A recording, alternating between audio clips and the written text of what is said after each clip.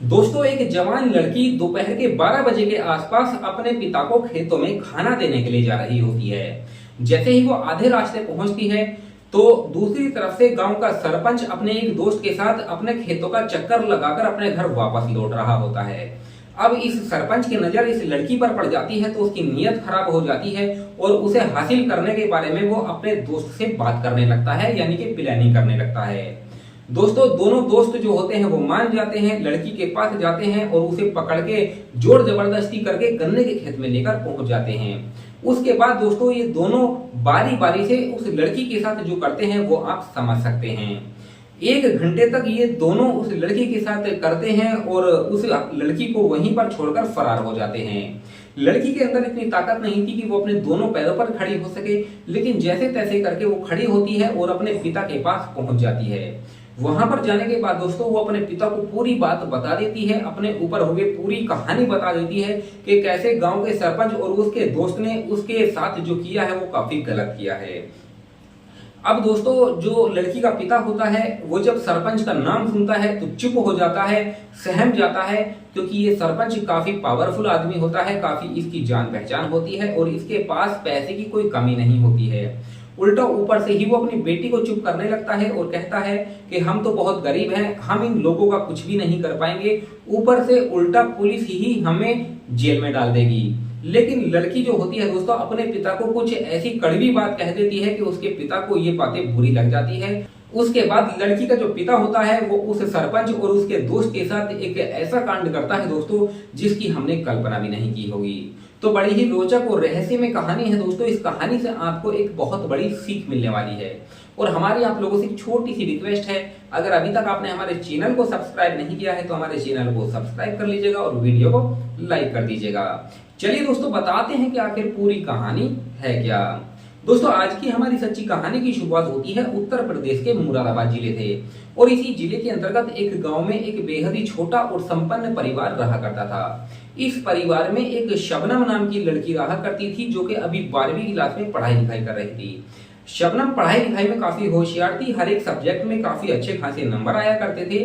वो हर एक काम को बड़ी आसानी और सरलता के साथ कर लिया करती थी। शबनम का सपना था कि वो पढ़ाई लिखाई करके एक अच्छी वकील बने और अपने परिवार का नाम रोशन करे। शबनम के जो पिता होते हैं रहमान, वो एक खेती किसानी किया करते थे, खेतों में काम किया करते थे, थोड़ी बहुत इनके पास खेती किसानी होती है और उसी से अपने परिवार का पालन पोषण कर रहे थे। दोस्तों, जब रहमान कभी कभी खेतों में काम करते हुए लेट हो जाते थे, तो वो अपनी बेटी से कहते थे कि बेटा, जब कभी मैं खेतों में काम करते हुए लेट हो जाऊं तो तुम खाना मुझे खेतों में ही पहुंचा दिया करना। ऐसे में जब कभी रहमान के पास खेतों में काम ज्यादा होता था तो उसकी बेटी दोपहर का खाना उसके लिए वहीं पर पहुंचा दिया करती थी। ऐसे ही 6 महीने का समय गुजर जाता है। 6 महीने के बाद दोस्तों, एक दिन जो शबनम होती है वो अपने पिता को खेतों में खाना देने के लिए जा रही होती है। रास्ता सुनसान था, आसपास कोई भी इंसान नहीं दिख रहा था, दूर दूर तक कोई भी इंसान नहीं था।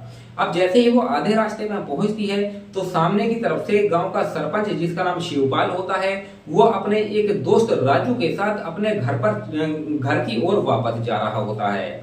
अब जैसे ही शिवपाल और उसके दोस्त राजू की नजर जब शबनम पर पड़ती है तो उसे देखते ही वो उस पर मोहित हो जाते हैं और उसे पाने की ख्वाहिश रखने लगते हैं।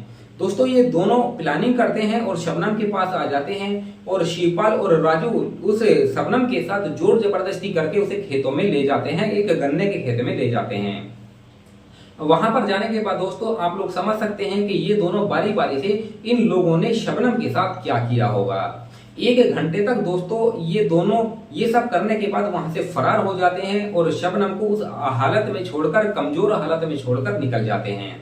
दोस्तों, शबनम के अंदर इतनी ताकत नहीं होती है कि वह दोनों पैरों पर खड़ी हो सके, लेकिन जैसे तैसे करके वो खड़ी होती है और लंगड़ाते हुए अपने पिता के पास पहुंच जाती है। पिता के पास पहुंचने के बाद वो पूरी आपबीती अपने पिता को बताती है और कहती है कि मेरे साथ गांव के सरपंच शिवपाल और उसके दोस्त राजू ने ये सब किया है।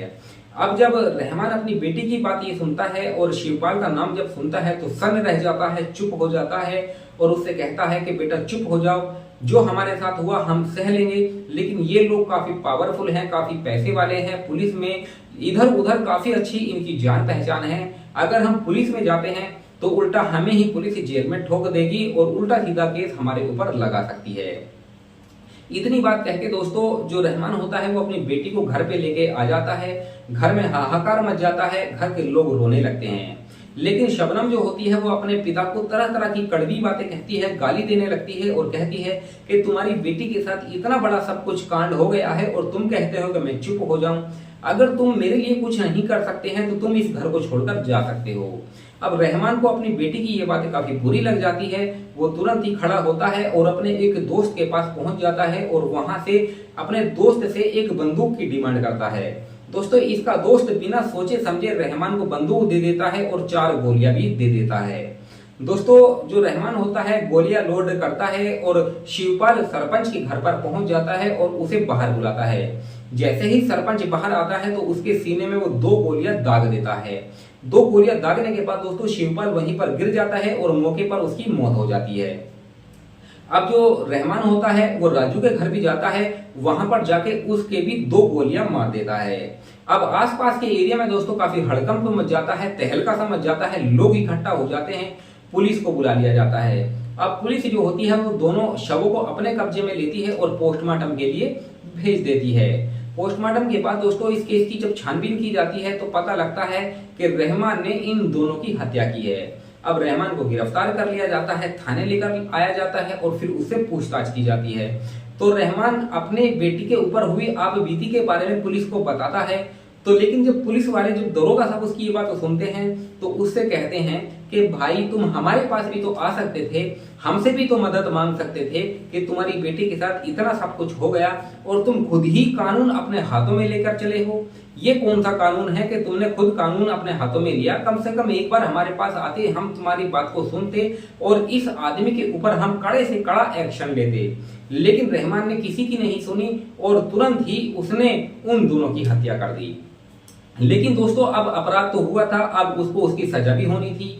इसीलिए पुलिस एक चार्जशीट बनाती है, अदालत में पेश करती है। फिर जब जज साहब उसकी ये बात सुनते हैं कि उसकी बेटी के साथ ये सब गलत हुआ है तो दोस्तों उनके दिल में रहम आ जाता है और फिर रहमान को वो 2 साल की सजा सुना देते हैं।